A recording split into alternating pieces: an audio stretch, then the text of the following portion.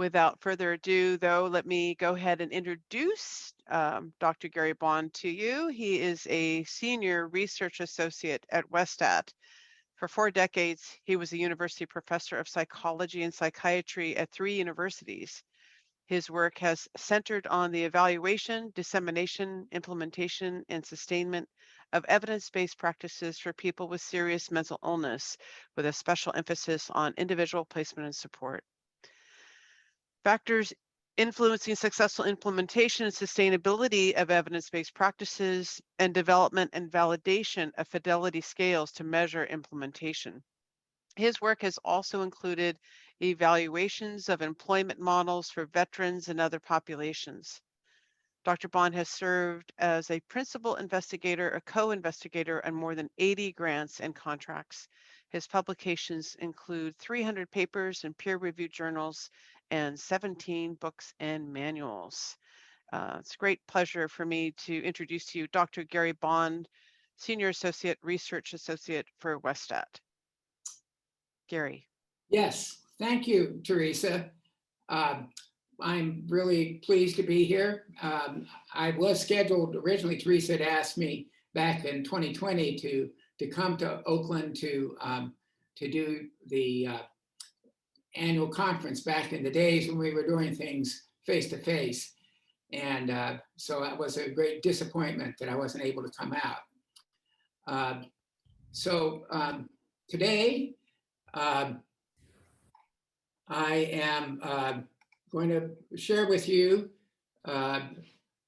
some of the evidence for individual placement and support. It's the most research of any employment model, and so there is a lot to say about IPS. I'm going to talk about these various topics. First of all, I'm going to say just a little bit about why work is important. I think everybody attending today already believes in the value of work, but say a few words about that, and therefore why is IPS important.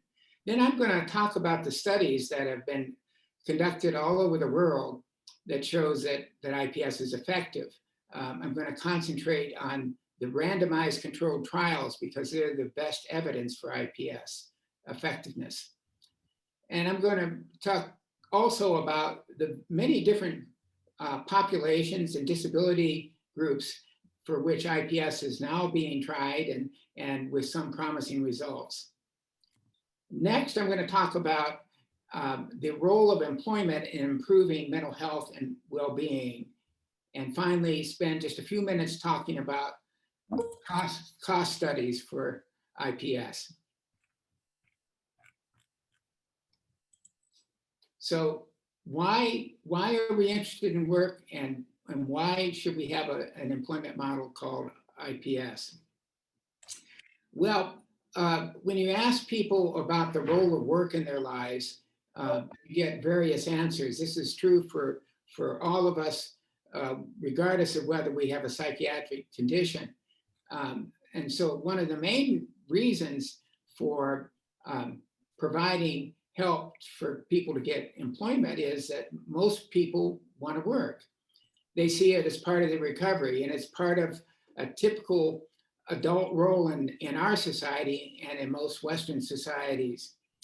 And there are other reasons as well that I've listed here.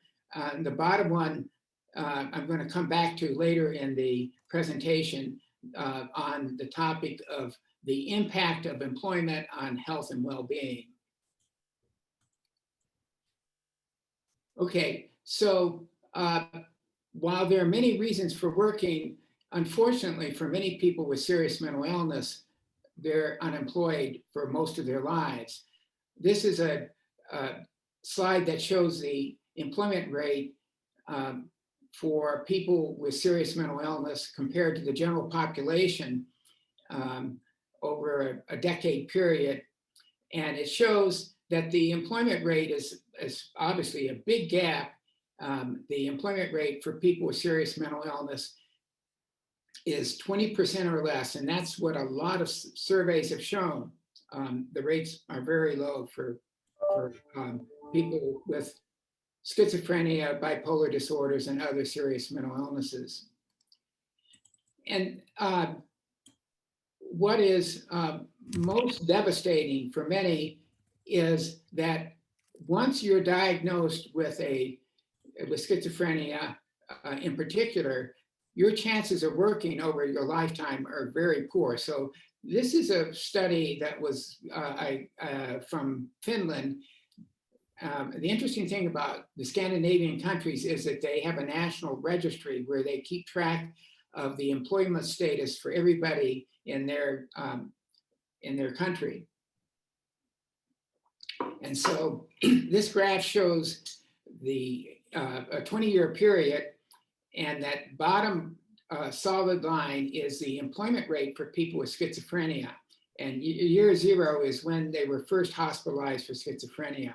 Now, the employment rate isn't very positive prior to the diagnosis of schizophrenia. But if you look over the next 10 years, the employment rate is flat. It means that less than 85% of any of this population are working at any time. So if you compare that then to the general populations, the upper lines, you see this huge gap. So this together suggests the need for an effective service model. When I gave this talk about employment services 30 years ago, we didn't have a successful employment model. So I could talk about the need for it, but I couldn't offer an alternative. What this table on the right shows is that survey after survey of people with serious mental illness, one is a statewide survey, people working in sheltered workshops, clubhouse members, veterans, clients with co-occurring substance use, young adults with early psychosis. You can see the survey populations over to the right.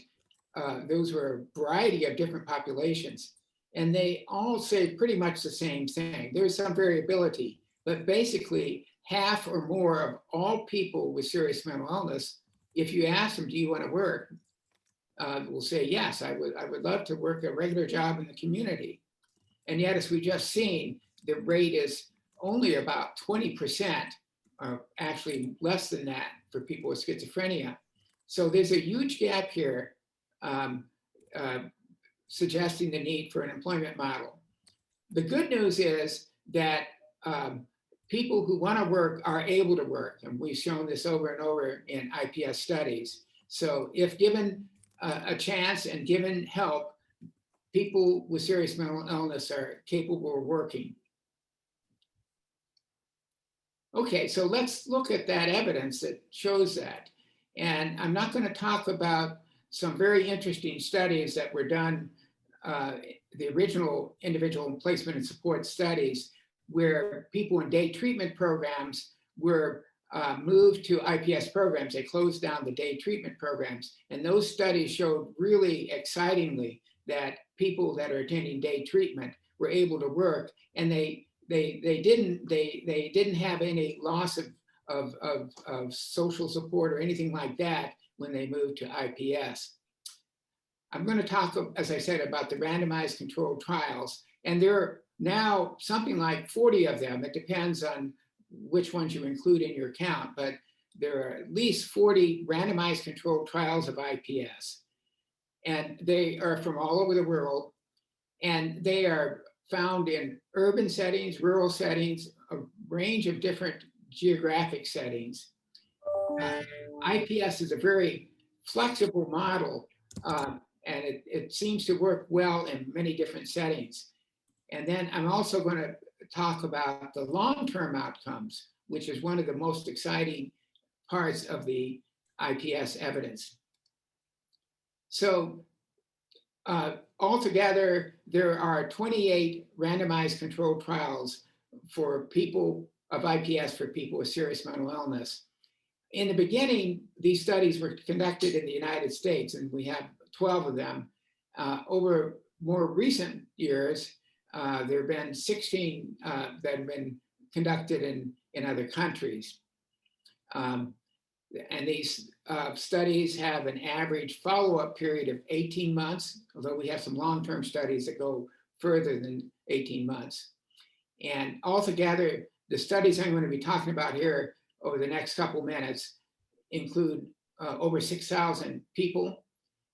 Most of these studies were done in community mental health agencies, but they've been done in clubhouses and in other settings as well. Now, these studies have used different types of control groups. Sometimes, most of the time, they've been services as usual, which involves referral to vocational rehabilitation for the services offered through VR. In some of the studies, the comparison group for IPS is the very best model that was available at the time, other than IPS.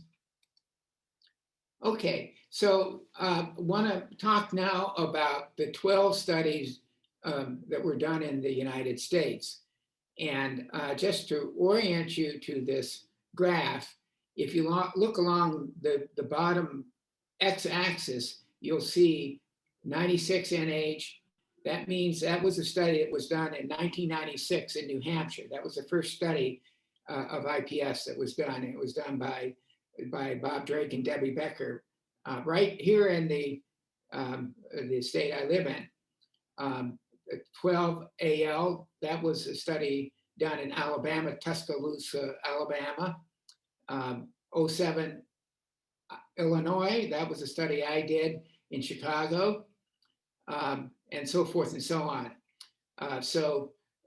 The studies are arranged in the order of the competitive employment rate for IPS.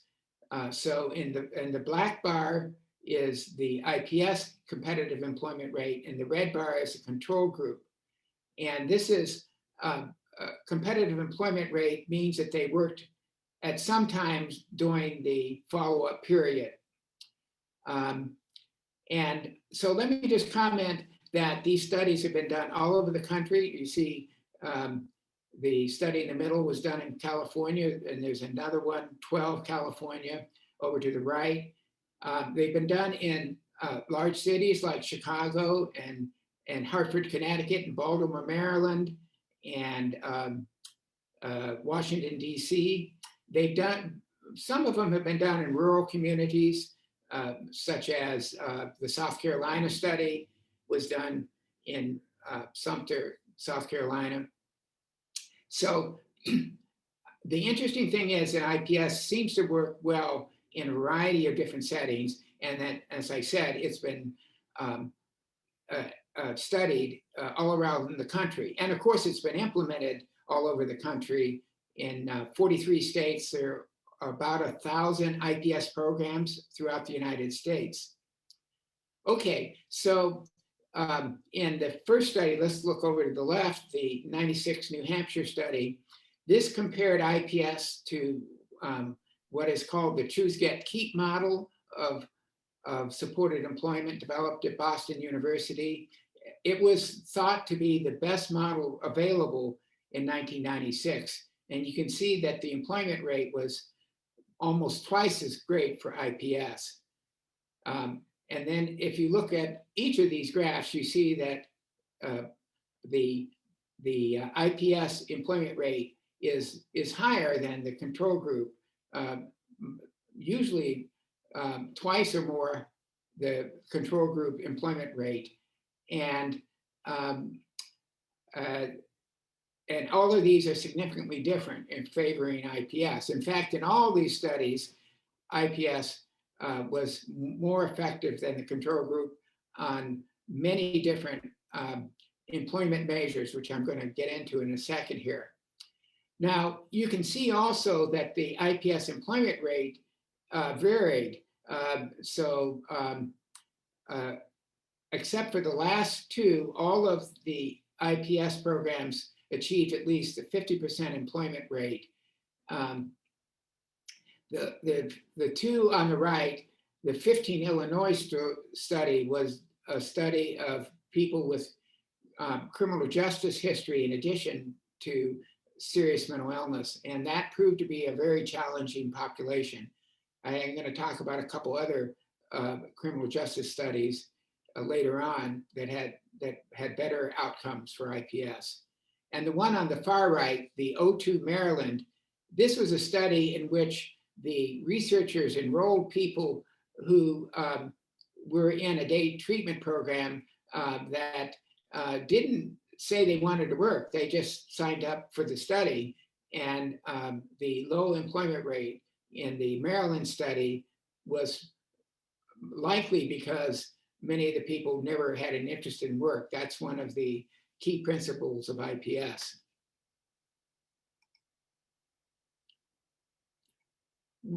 IPS now has been studied in Canada, throughout Europe, in Australia and Asia, and I've arranged them in those different buckets. So there was a Vancouver study that was just finished last year in Canada, and one in Quebec, and then you have a Swiss study, this 07 Europe, with a 55% employment rate for IPS and 28% for the control group. That was a study of 6 countries in Europe. It was a very important study called Equalize. Okay, so you can look across this graph, and again, you see the same pattern of the black line being larger than the red line. So in every single study, IPS had a higher competitive employment rate during follow-up. And with the exception of the one Chinese study, the second to the right, last on the right, where that difference is not statistically significant, all of those are significant. So this graph shows the employment rates for IPS in 4 continents. And you can see that North America has the highest IPS employment rate, although Australia is pretty similar, and Asia is not too different as well. In Europe, the employment rates for both IPS and the control group are lower. That's probably because of their labor laws and specifically when you get a job in Europe, you sign a contract, and it's much harder for an employer to let you go if your performance is unsatisfactory. And therefore, employers in Europe are more hesitant to hire people. So anyway, if you summarize it a different way, you can see that the mean competitive employment rate is more than double in the US, also outside the US, and overall. Okay, so that's one measure of employment that is used by every study, so it makes for a nice comparison across studies. So there are other ways that we measure whether an employment program is working. And one of the things that researchers have looked at is the monthly employment rate. And here are 2 examples from a study in Chicago that I did, and then Kim Buser did in Hartford, Connecticut. So this shows the monthly employment rate. You see, let's start with the bond study here. In month 1, after a month, very few people have gotten a job. By the 2nd month, you can see the employment rate is creeping up. There's 15% in IPS. By the 3rd month, it's over 25%. And so it keeps climbing to 40% in month 6. And then it stays pretty steady. It declines a bit over the end of the study period. Okay, so in that study, IPS after the 2nd month had a higher competitive employment rate than the control group every single month, okay? So IPS rapidly helps people get jobs, and that they continue to work at a higher rate than the control group over at least a 2-year period. And then if you look at the graph on the right, it's a similar pattern. The Muser study had 2 control groups. I won't get into the gory details of that, but again, a very sharp difference between the IPS condition. And I will mention that one control group was a clubhouse and the other was a supported employment program that had a job club approach, I guess you'd call it. Okay, so then moving on to some other indicators. This list of outcomes comes from a study of about 700 people in 4 of the studies that I've just described. So it combined the results from those 4 studies. And what the findings are as follows. That the time to the first job was 33% fewer days. So if that means if on average a control group person might have taken 8 months to get a job, and for the IPS group it'd be less than 6 months to get a job. The IPS participants worked quadruple the number of weeks during follow-up. They earned 3 times the amount of earnings from working, and 3 times as many were working 20 hours a week or more. As you know, most people in IPS programs don't work full-time, only about less than 10% in our research, but many do work 20 hours a week or more. And the studies also found greater job satisfaction for IPS clients. Of course, that is what we would expect from job matching. This is the single table in this whole PowerPoint that I consider to be the most important finding. So what this slide shows is employment rate after 5 to 12 years after leaving the IPS program. So this is combining data from 3 studies, and altogether there were 120 IPS clients that Debbie Becker, for example, and others interviewed. In Debbie's case, after up to 12 years after they left the IPS program. So we're talking a long time. So, you know, there are a lot of things that we do in mental health that we help people in the short term. So we may help people with skills training so that they have better interpersonal contact in the short term. But if you come back and you take assessments of people, you know, a year later, many times the skills training group findings are that the findings don't hold up. The person reverts back to what they were doing before they did the skills training. And there are a lot of interventions in mental health. I would say also a lot of psychotherapy, unfortunately, provides short-term help, but doesn't necessarily in the long-term follow-up show the same positive results. IPS is different. In IPS, what we're seeing here in this table is that 5 to 10 years later, people are still working. In the IPS group, you can see that 49% of these 120 people, half of the people in this sample were working steadily, defined as working at least half the follow-up period. So if they had a 10-year follow-up interview, that means that they had worked at least 5 years in the 10-year period. That's one of the standards we use to evaluate long-term outcome. And you can see the folks in the usual VR condition, only 11% of them working. And so if you compare this 49% working to the graph I showed you earlier of the in the Finnish study, for example, where the employment rate was 15%, or the NAMI study where the employment rate was 20% for people with serious mental illness.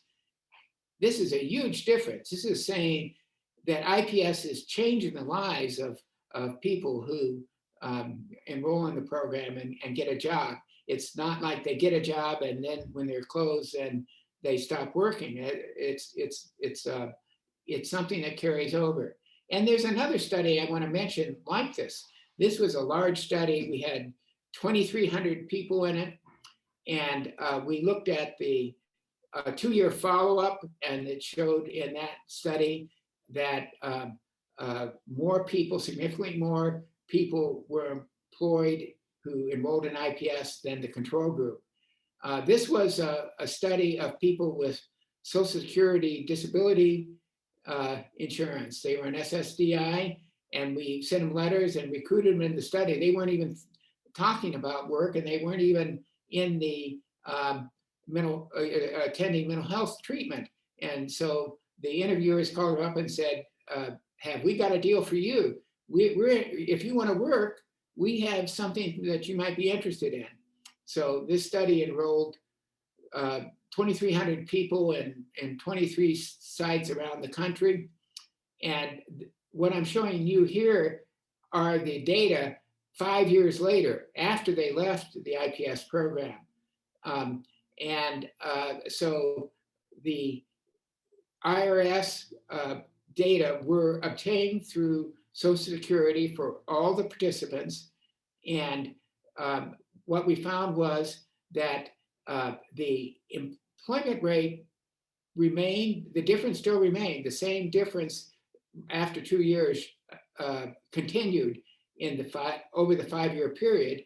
And in fact, as you can see in this graph, the blue line is the annual earnings for IPS, and the red line is for the controls. And this is what they earned on average over this 5-year period. Now, it's not a huge amount of money for sure, but you can see that the amount increased over the 5-year period. That's a really unusual finding, that after somebody leaves a program, they not only maintain their gains, but they actually continue to improve. So anyway, these are some of the studies that show the long-term outcomes for IPS, and there are others that support it, but we do need to continue to ask the question, does IPS help people over the long term? I want to say a bit about IPS in urban and rural areas. I'm trying to convey the fact that IPS works in very different settings. Unlike many evidence-based practices, so assertive community treatment, for example, is a great evidence-based practice for people living in urban communities, but ACT is not a very, it's not very easy to implement to high fidelity in rural areas.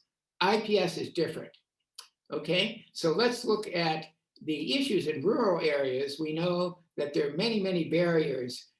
We know that the travel time is huge. If you look over to the right, the blue colored part of the graph is the area that, according to this measure, is rural. So basically, a good part of the West is rural, and Alaska as well.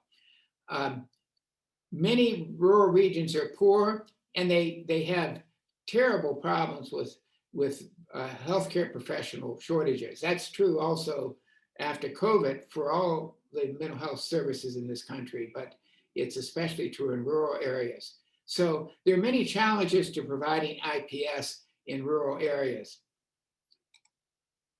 If we look at two studies that compare rural and urban IPS programs, we find some interesting things. First of all, on the left, the study by Luciano compared 56 programs located in urban areas and 23 located in rural areas. What we see is that if you look at the caseload size, the rural programs, the IPS teams tended to be smaller, but interestingly enough, the the IPS fidelity scale had same average score basically for urban and rural, and the percentage at good fidelity was actually slightly higher in the rural areas. So if you talk to people in rural IPS programs, they'll say, it's difficult to get high fidelity because we don't have many different employers, so we can't show diversity of employers. We have trouble with travel time and so forth. The urban sites have their own set of problems, which I could go into. But the point is that IPS fidelity can be achieved in both rural and urban areas. Over to the right looks at the employment rates for different types of communities. So you can see for metropolitan communities, IPS programs, 66 IPS programs achieved an average employment rate of 43%. In micropolitan, which is pretty rural, it's slightly higher, and in small towns, it's slightly lower. But on average, these differences are pretty small. So the bottom line is that IPS fidelity and employment is pretty similar across urban and rural communities. Okay, let's talk about the different groups for whom IPS has been offered and what the success rate is. And first, I want to mention a study by Kikiko Campbell. What she did is she looked at a large sample of over 600 IPS clients and control group clients. And she asked, are there subgroups that don't benefit from IPS? So she looked at people with schizophrenia. She looked at other diagnostic categories. She looked at young adults, older adults. She looked at men, women, so forth and so on. On all of these measures, she had 17 in all, she found that no matter which subgroup you looked at, IPS benefited the participants. So people with mild psychiatric symptoms benefited from IPS. Those with severe psychiatric symptoms did as well. Those with a lot of work history improved with IPS. Those with no work history at all also benefited greatly. I want to say a word about diverse ethno-racial backgrounds. We just did a review of and found 13 IPS studies that looked at access to IPS, retention in IPS services, and effectiveness of IPS for Blacks and Hispanics compared to non-Hispanic whites. And we found few differences.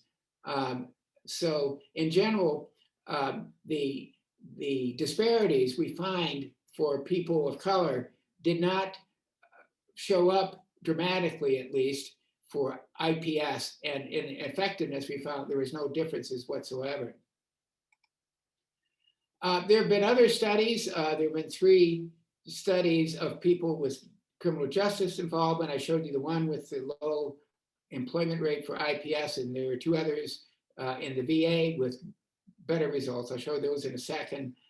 Disability beneficiaries have been several studies that found that people on SSI and SSDI benefit from IPS. There have been many studies that include people with co-occurring substance use disorders, and all of them suggest that having a substance use problem is no barrier to successful employment achieved through IPS. So the results are very similar for those with and without co-occurring substance use disorders. There are a few studies of homeless people are promising. And then I want to talk a little bit about young adults. We just completed a review of all the randomized controlled trials of IPS for young adults. Most of these were in first episode psychosis programs, but there were a couple of studies that were in regular mental health treatment settings. And of those 7 studies, the total sample was, as you can see, 700 almost. And the employment rate for IPS was much higher than the control group, similar to what I showed you for the general studies. The education findings were not as strong, but they were still significant. We had other measures of employment outcomes, duration, and they also showed an advantage to IPS. So IPS for young adults is gaining a lot of attention around the country. This is a very diverse population. We have a pilot study going on right now in 10 sites. One includes 2 sites, Fred Finch, that you all may know about, and in California, and Alma are 2 of the sites in our study, and with very interesting results coming out. But we do know that young adults are difficult to engage, and so that's one of the challenges. So in the last decade, we've seen IPS for people who do not have serious mental illness. Up to now, I've been talking about studies of people with serious mental illness. You can see the list there, substance use being one of the key ones that people have studied, but there are other populations as well. And so there have been altogether 13 randomized controlled trials that we've been able to find so far. And I've labeled what the condition is: common mental disorders, that's anxiety disorders and depressive disorders, PTSD, a couple studies, chronic pain, and then over to the right, you can see a study of opioid users done in Portland, where there were huge differences favoring IPS. That was a small study and a short-term follow-up. And then 2 studies done in the VA by LePage with good results. And spinal cord injury, Alameda study. So IPS seems to be effective in a range of other populations. That literature is still early in development. There are 3 studies that we're eager to hear the results of. The one in the UK is finished, but they haven't reported the results. But what we've heard is that they had very good employment outcomes. And then there's a Norwegian study and one here in the US. Okay, very briefly, I want to talk about employment improves mental health and well-being. You've heard the mandate that employment is a social determinant of health.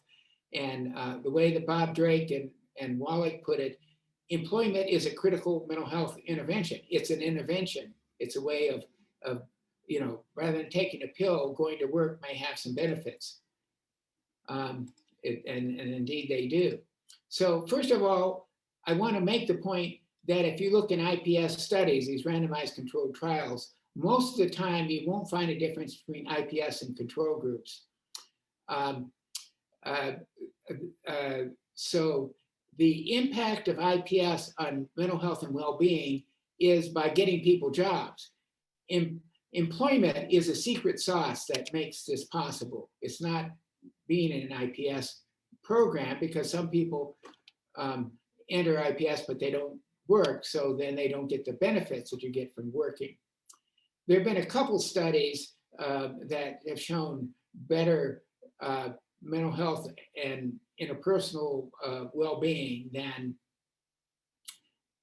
for IPS than in the control group, but they are truly the exceptions. Another area that I'm going to talk about in a second is the impact of IPS on hospitalization. So there are many studies that show working is good for your mental health and well-being. That doesn't mean that jobs can't be stressful. So it's important to have a good quality supervisor. That's a single most critical variable in looking at whether you benefit from working.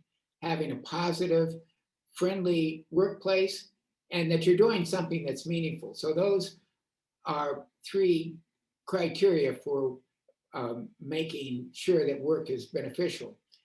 there's interesting research that says it's not the number of hours you work a week that, at least in this camaraderie study, he found that working at least no more than 1 day a week, you could get the benefits of working. And I think that's really true for people with serious mental illness.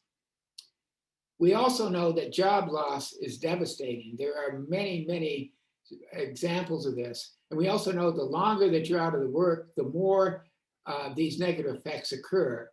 And we, of course, saw many of these things happen in 2020 with the shutdown of restaurants and many, many companies with the pandemic. But you can see that for people who are seriously mentally ill and have been out of work for many years, they're experiencing some of these things, I would say, in part because they don't have, their life doesn't have meaning, that they don't have a work as one of the pillars in their life. So there have been many studies specifically of people with mental illness, and some of the benefits of employment include increased self-esteem, less social isolation, and reduced substance use is another benefit. Those are again reasons why IPS is so terribly important. Okay, so let's now talk a bit about cost studies. The general point is that IPS has a good return on investment. That is, if you offer IPS, yes, it costs something to pay for the employment services, but what do you get back in return? Well, you're getting workers is the main answer, but you get other benefits as well. So people have looked at this, and one thing that I get this question a lot, how much does IPS cost? And so there have been a number of cost studies over the years, and I've compiled them here. So the per client cost per year refers to how much it would cost to offer the vocational services. This does not include the mental health treatment costs, just the employment part of the equation. How much would it cost over a year period? Now, some people don't stay in a year, so it's the per client cost as if they stayed in for a year. So you can see that list of 7 studies, I think it is, and there is some difference in the price tag, and certainly it differs whether you are in a community with a high cost of living versus a lower cost of living. So there are many factors that go into the cost. Another obvious thing is your caseload size. If you have a small caseload size, it's going to cost more. Anyway, the ballpark figure is about $6,000 per client per year. So is $6,000 a lot? Is it too much? That's the question that policymakers face. And the short answer is compared to what? Compared to what? So here are 10 studies that try to look at all the different costs. So the first one in here is a day treatment conversion. This was a study done here in New Hampshire in which they closed down the day treatment program and offered people IPS instead. And these cost savings were great. They saved 30% by doing that. So that's because IPS is a less costly service than day treatment. There are other studies where the cost of IPS, taking everything into account, including mental health treatment, was about the same. And then there were several, you can see on this list, where the IPS condition actually costs more than the control group. I've highlighted the 5 studies in which the IPS total costs were less than the total cost for the control. There have been altogether, that I've located 4 studies that have shown that IPS actually has a direct impact on reducing hospitalization. So the studies vary in what they looked at. The couple studies looked at emergency room visits and saw a reduction. So this is an important area of cost savings. I understand from Theresa that you have some data in California that also shows a reduction in hospitalization. So those would be valuable data to share with others, and especially with the state leaders who are making the decisions about what programs to fund. So this is my take on what the cost effectiveness literature shows, that at least in some studies, there's a reduced use of psychiatric hospital use. In the short term, IPS doesn't reduce the use of outpatient treatment, because that's one of the principles of IPS, is to help people linked to case managers and mental health treatment. But over the long term, there are some studies that suggest that you have reduced use of outpatient treatment. As people go back to work, they're not hanging out at the day treatment center, for example. There's some other areas that haven't been studied rigorously yet that are important. One is, what's the impact of IPS in general health care? Another is, can we intervene early with young adults so they never get on SSI or SSDI? Once somebody is on SSI or SSDI, IPS does not reduce their use of that. There's no evidence that IPS helps people get off SSI and SSDI on a large scale. And then another area is the impact of IPS in reducing criminal justice activity. And there is one study out of Washington State that suggests that it might reduce the number of arrests. Okay, so that is my whirlwind tour through the evidence.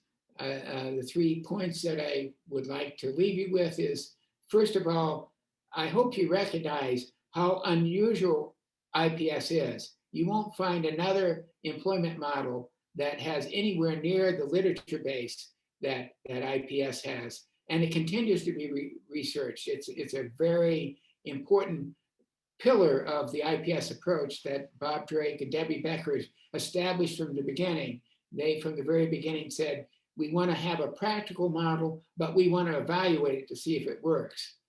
And indeed, IPS does improve competitive employment outcomes for people with serious mental illness. I don't think there's any dispute about that.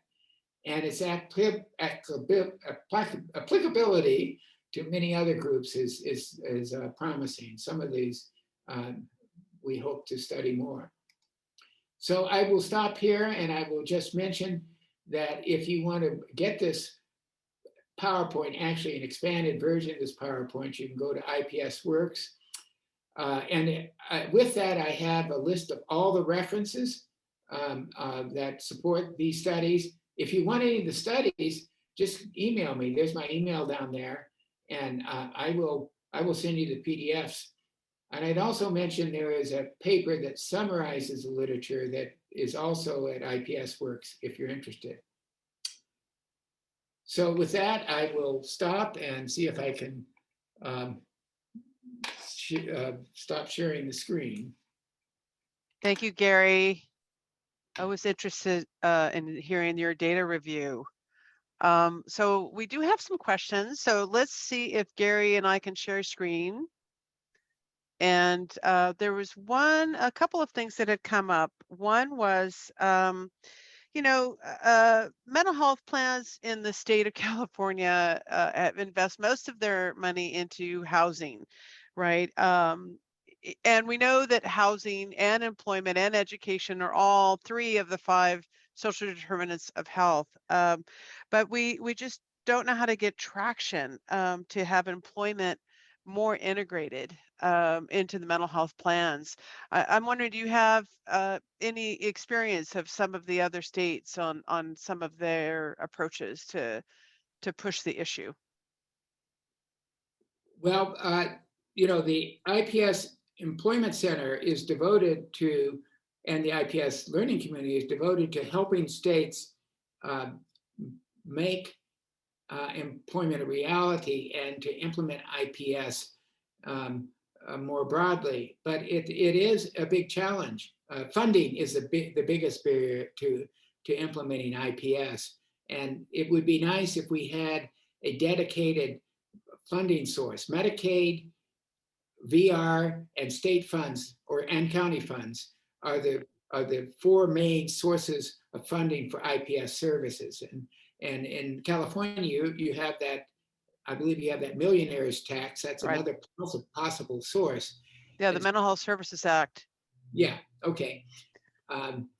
So we've tried to identify the key barriers to um, implementing IPS, and it takes leadership at the state level. So bringing your state leaders on board, having a champion, somebody that's really a bulldog to support IPS and insist on it.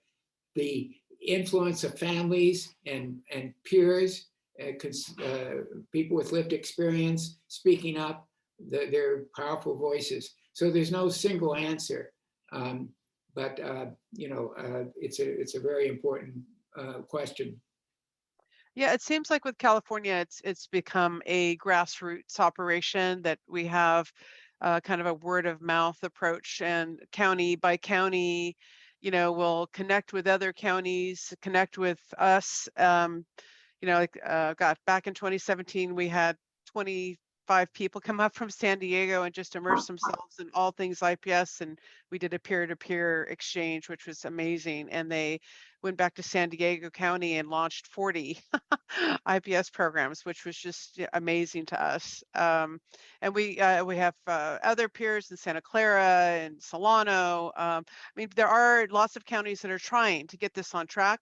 I mean, clearly, the funds, related or attached to the Mental Health Services Act, it's a perfect fit for IPS because, evidence-based, it's all about evidence-based practice, that anything that is launched through the Mental Health Services Act is supposed to be related to evidence-based work, and employment is one of those components in full service partnerships. So that's the most natural funding source for counties. And then, of course, our local collaboration with State Department of Rehab, where you have mental health co-ops that are specifically geared to serve individuals with mental illness, and I have a partnership with local DR and mental health. I mean, that is a perfect place and a perfect partnership. And we'll be talking a little bit more about that partnership later today, actually, with our Department of Rehab partners. I think I have another question here too. There's Amanda Kwan did a study last year that addressed the level of job readiness skills that were worked on from financial to job support and rapid job search that increased success. Do you know anything about that study, Gary? I don't know about this study that you mentioned, but I do know that much of the early research looking at trying to measure readiness have been largely unsuccessful. The idea of readiness doesn't fit very well with IPS. IPS is a zero exclusion model. It's saying that you don't have to be screened first for readiness, or if you raise your hand and say, I want to work, that's enough. And so that's a value that we have in IPS, but it's also the research supports that, where we've looked at studies that have tried to screen, not been terribly successful. So that's, but I don't know that particular study. Okay, thank you. I don't know if there's any other questions out there that anyone wants to post. Please feel free. Dr. Bond is with us for a few more minutes. After that, we'll be going on to a video of a client success story before our break. So I don't see any other questions that are posted, but I can say with the whole readiness piece that again, it's that rapid engagement that a person expresses an interest and motivation to work, and instead of being put through clubs and work readiness programs and assessments and the like, IPS just addresses sitting down, getting that master app and resume done and getting out there, right? And that is what's really supported a lot of your outcomes in the research studies that have been done, correct? Absolutely, yes. There's an interesting study that services for young adults, and it found that if the young adults' vocational goals were addressed by the treatment program, these were coordinated specialty care programs, they were more likely to stay in treatment.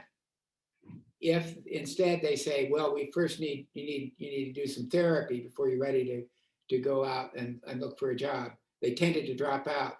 So that's very familiar finding that we've seen over the years in various studies, that when you require people to do something first before they enter the employment program, they lose interest. It's a real turnoff for them. Yeah, I imagine that's especially true with transitional age youth, right? Yes, That when they did make a decision, they wanted it yeah, yesterday, right? exactly. We have found also too with our homeless population that even though they go up and above and below the radar, that the sooner you can engage them and get them going, the better traction that you get. Exactly. Yeah. I want to Uh, go back, Theresa, to your question, and make another point, and that is that California, as you know, is a county-based system, and that makes the challenges terrifically more problematic than in a state system that's centralized. So your example of peer-to-peer support with San Diego and other counties, I think that's maybe one way you can handle that in California, the Johnny Appleseed approach of planting that idea in other counties, and they're following your example. But I think organizationally, California has some daunting challenges in terms of trying to provide good mental health services throughout the state. oh boy, yeah, 58 counties, and everybody has their own unique mental health plan. Yeah, it's like herding kittens. But you're right. It's very much grassroots, but I think with actually the launch of the Cal AIM, which is like a new mental health plan approach for the state that was launched July 1st this year, that there might be some hope for us because the focus is on including all providers, without having to twist us up into pretzels to be able to show how we're serving the client and reducing symptoms, including employment, housing, substance abuse, et cetera. So there's some excitement there. And the state is recognizing now the 5 social determinants of health with an underscore to Z codes that are utilized for employment services, educational services. So at least it's on the radar a little bit more, but it's going to take, I think, more of us to make a point of saying that, when clients work, they stay out of the hospital, their quality of life is improved. Let's just get real about how this is integrated into a mental health plan instead of making it the last rung of priority. I do have a couple quick questions here still. Danny Marquez, our friend from CASRA, said, are there any federal regulations that are negatively impacting IPS that you know of? Well, I would say Medicaid could be positively impacting IPS if they were to recognize, if CMS were to recognize IPS as a medically necessary service. So it's not they don't say don't do IPS, but they are not positively encouraging it. So we've also seen in recent years that VR has really moved around, moved away from some of their earlier processes, policies where, there was the directive not to work with people with substance use until they were clean, that sort of thing. Right. Um, and I would say the pre-ETS part of the rehab, the WIOA regulations, which has been taking money from IPS in some states. If you know that regulation, I think that is problematic. Mm. Well, So that's off the top of my head. Those are the a couple that are pertinent. interesting. Thank you. I have another question here from Marjorie. She says, I'm involved in the developmental disability sector through DDS.